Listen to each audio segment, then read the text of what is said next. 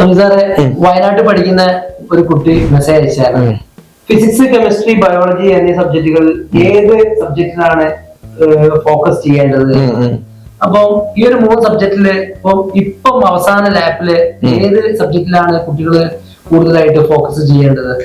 Question ഈ ഒരു time ഉണ്ടാവേണ്ട question അല്ല ശരിക്ക്, കുറച്ച് മുന്നേ ചോദിച്ചാൽ നല്ല. പക്ഷെ ഇപ്പൊ ഇനി ആ കുട്ടിക്ക് ഒരു ഉത്തരം കൊടുക്കണമല്ലോ നമുക്ക്. അപ്പൊ നമ്മൾ സാധാരണയായിട്ട് നമുക്ക് ക്വസ്റ്റ്യന്റെ പാറ്റേൺ, ഇപ്പൊ പല കുട്ടികളും ഈ ഓൺലൈനായിട്ട് പഠിച്ച് വീഡിയോ അങ്ങനെ കണ്ടിട്ട് പഠിക്കുക, എന്ത് പഠിക്കണമെന്നോ അതല്ലെങ്കിൽ എങ്ങനെ പഠിക്കണമെന്നോ ക്വസ്റ്റ്യൻ എങ്ങനെ വരാമെന്നോ ക്വസ്റ്റ്യന്റെ പാറ്റേൺ എന്തൊന്നും കുട്ടിക്ക് അറിയില്ല. ഓൺലൈനിൽ വെറുതെ ഇങ്ങനെ കുറെ വീഡിയോ കാണും, അവരയച്ചു കൊടുക്കുന്ന കുറച്ച് ക്വസ്റ്റ്യൻസ് ഒക്കെ ചെയ്യും, അതിലൂടെ എന്ത് ചെയ്യാൻ നീറ്റ് നേടാന്നുള്ള വിചാരമായിട്ട് നടക്കുന്ന കുറെ മക്കളുണ്ട്.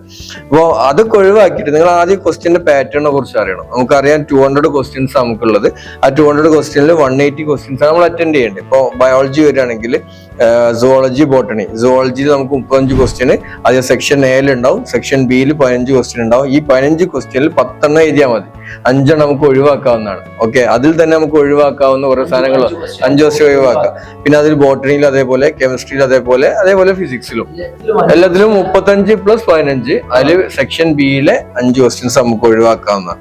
ഇതേപോലെ നമുക്ക് ഏത് സബ്ജക്റ്റ് ആണെന്ന് ചോദിക്കുമ്പോൾ ബയോളജി, ഈ 3 സബ്ജക്ട് എടുക്കുമ്പോൾ ബയോളജി നമുക്ക് ഒരിക്കലും ഒഴിവാക്കാൻ പറ്റില്ല പറയാൻ കാരണം 90 ക്വസ്റ്റ്യൻസ് നമുക്ക് ബയോളജിയിൽ നിന്ന് കിട്ടാറുണ്ട്. ഏറ്റവും ഈസിയാണ് നമുക്ക്. അതായത് NCERT കറക്റ്റ് ആയിട്ട് പഠിക്കുന്ന ഒരു കുട്ടിയെ സംബന്ധിച്ചിടത്തോളം കറക്റ്റ് ആയിട്ട് കിട്ടാവുന്ന ഒരു മാർക്കാണ് ഈ 90 മാർക്ക്. ഒരു ക്വസ്റ്റ്യൻസും ഒരു ചാൻസും ഇല്ല, അത് പോകില്ല, ഉറപ്പാണ്. പിന്നെ നമുക്കുള്ള ഫിസിക്സ് ആൻഡ് കെമിസ്ട്രിയുടെ സബ്ജക്റ്റുകൾ, ഇതിൽ ഏത് ഒഴിവാക്കണം അല്ലെങ്കിൽ ഏത് പഠിക്കാതിരിക്കണം, അതൊക്കെ ഓരോ കുട്ടിയെ സംബന്ധിച്ചിടത്തോളം അവർക്ക് ഇനി എത്ര പഠിക്കാനുണ്ട് എന്നതിനൊക്കെ ആശ്രയിച്ചിരിക്കും. ഇനി ഒരു കുട്ടിക്ക് നമുക്ക് എന്താണ് ഈ 2 സബ്ജക്റ്റിൽ ഏതെങ്കിലും ഒന്ന് ഒഴിവാക്കിയാലേ നടക്കുള്ളൂ. അതായത് എനിക്ക് അധികം കൂടുതലായിട്ട് ഒരു സബ്ജക്റ്റിനെ പഠിക്കാൻ കഴിയില്ല. ഇപ്പോൾ എക്സാമ്പിൾ പലർക്കും ഉണ്ടാകുന്നതാണ് ഫിസിക്സിന്റെ കാര്യം. ഫിസിക്സിൽ കുറെ ടഫായിട്ടുള്ള ടോപ്പിക്സ് ഉണ്ട്, എനിക്ക് പഠിക്കാൻ പറ്റും, വേണ്ട കെമിസ്ട്രി എടുക്കാം. കെമിസ്ട്രി നന്നായിട്ട്, പ്രത്യേകിച്ച് ഓർഗാനിക് കെമിസ്ട്രി നന്നായിട്ട് പഠിക്കുക, ഇൻഓർഗാനിക് പഠിക്കുക. ഏകദേശം 45 ക്വസ്റ്റ്യനിൽ ഞാൻ പറയുന്നത് ടോട്ടൽ 50 ക്വസ്റ്റ്യൻ ഉണ്ടാവും, 5 ക്വസ്റ്റ്യൻസ് നമുക്ക് ഒഴിവാക്കാം സെക്ഷൻ ബിയിൽ. എന്നിട്ട് ബാക്കി വരുന്ന 45 ക്വസ്റ്റ്യനിൽ 5 ക്വസ്റ്റ്യൻസ് കൂടി നമുക്ക് ഒഴിവാക്കാം. 40 ക്വസ്റ്റ്യൻ നമ്മൾ ചെയ്താൽ മതി. ആ 40 ക്വസ്റ്റ്യൻ ചെയ്താൽ തന്നെ ബയോളജിയിൽ ഒരു 80 to 88 ക്വസ്റ്റ്യൻസ് ചെയ്തെന്ന് വെച്ചാൽ തന്നെ നമുക്ക് അത്യാവശ്യം ഒരു 500 and something മാർക്കിലേക്ക് എത്താൻ പറ്റും സാറേ. അപ്പോൾ ഇനി നമുക്ക് വേണ്ടത് ഒരു 100ന്റെ അടുത്ത് മാർക്ക് മതി. ആ 100ന്റെ അടുത്ത് മാർക്ക് കിട്ടാൻ ഫിസിക്സിനെ ജസ്റ്റ് ഒന്ന് അവർക്ക് അനലൈസ് ചെയ്യാം. ഏതൊക്കെ ചാപ്റ്റർ ആണ് അവർക്ക് ഈസി ഉള്ളത് ഈ ഫിസിക്സിൽ. കുറേ ചാപ്റ്ററുകൾ ഒഴിവാക്കിക്കോ, കംപ്ലീറ്റ് ഒഴിവാക്കിയിട്ട് അവർക്ക് ഇഷ്ടപ്പെട്ട കുറച്ച് ചാപ്റ്റേഴ്സ് എടുത്തിട്ട് നമുക്കൊരു 25 ക്വസ്റ്റ്യൻ ചെയ്യാൻ പറ്റിയാൽ മതി. 25 ക്വസ്റ്റ്യൻ എന്നൊക്കെ പറഞ്ഞു കഴിഞ്ഞാൽ സിമ്പിൾ ആയിട്ടുള്ള ക്വസ്റ്റ്യൻസ് ആണ് ഉണ്ടാവുക. തിയറി പാർട്ടുകൾ ഉണ്ടാവും, അതേപോലെ നമുക്ക് 1 സ്റ്റെപ്പ് കാൽക്കുലേഷൻ ചെയ്യാനുള്ള ക്വസ്റ്റ്യൻ ഒന്നും ആവശ്യമില്ല, നമ്മളെ ഇക്വേഷനിൽ അപ്ലൈ ചെയ്യുന്ന ക്വസ്റ്റ്യൻസ് ഒക്കെ വരും. അപ്പൊ ഇങ്ങനത്തെ 25 ക്വസ്റ്റ്യൻസും കിട്ടിക്കഴിഞ്ഞാൽ 100 മാർക്കായി, ഫിസിക്സിൽ 100 മാർക്കായി. അപ്പൊ എന്തായി? അതെ, വെറുതെ കുറെ. അതാ ഞാൻ ആദ്യം പറഞ്ഞു, ഈ വീഡിയോ കാണൽ തന്നെ ശരിക്കും അബദ്ധ.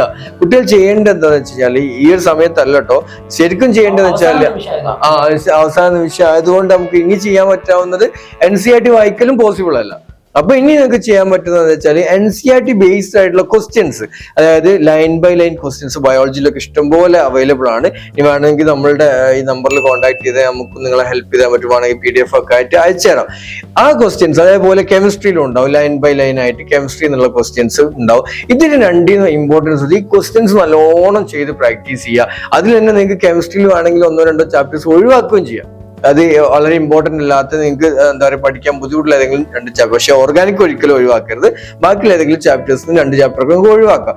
എന്നിട്ട് എന്ത് ചെയ്യുക, അതിനെ ക്വസ്റ്റ്യൻസിനെ ബേസ് ചെയ്ത് നന്നായിട്ട് പഠിച്ചു പോയാൽ തന്നെ നല്ല മാർക്കിലേക്ക് നമുക്ക് എത്താൻ പറ്റും. അപ്പോൾ അല്ലാതെ കുറച്ച് മുന്നൊക്കെ ആണെങ്കിൽ ചെയ്യേണ്ടിയിരുന്നത് ഈ വീഡിയോ കാണുന്നതിനൊക്കെ അപ്പുറമായിട്ട് ബയോളജി ടെക്സ്റ്റ് ബുക്ക് എടുത്ത് വായിക്കും. ഇപ്പോൾ ഇതുവരെ പറഞ്ഞ നമ്മൾ ഈ ഒരു സാഹചര്യത്തിലുള്ള കാര്യങ്ങളാണ്. ഇപ്പൊ കുറച്ച് മുന്നൊക്കെ ആണെങ്കിൽ നമ്മൾ ചെയ്യേണ്ടതെന്ന് വെച്ചാൽ വീഡിയോസ് കുറെ കാണാന്നുള്ളതല്ല, നമ്മൾ നീറ്റിലെ NCERT നന്നായിട്ട് ആയിട്ട് വായിച്ചു കഴിഞ്ഞിട്ട് നിങ്ങൾ എന്ത് ചെയ്യുക, ഏതെങ്കിലും പാർട്ട് സംശയം തോന്നുന്നുണ്ടെങ്കിൽ, ഏതെങ്കിലും ടോപ്പിക് സംശയം ഉണ്ടെങ്കിൽ ആ ടോപ്പിക്സ് മാത്രം എന്ത് ചെയ്യുക, നമ്മളൊന്ന് വീഡിയോ കണ്ടിട്ട് നമ്മളുടെ സംശയങ്ങൾ തീർക്കുക. അതിനു വേണ്ടി മാത്രമേ നമ്മൾ ഈ ലൈവ് ക്ലാസ്സോ അല്ലെങ്കിൽ ലേണിംഗ് ആപ്പോ ഒക്കെ ഉപയോഗിക്കാവൂ.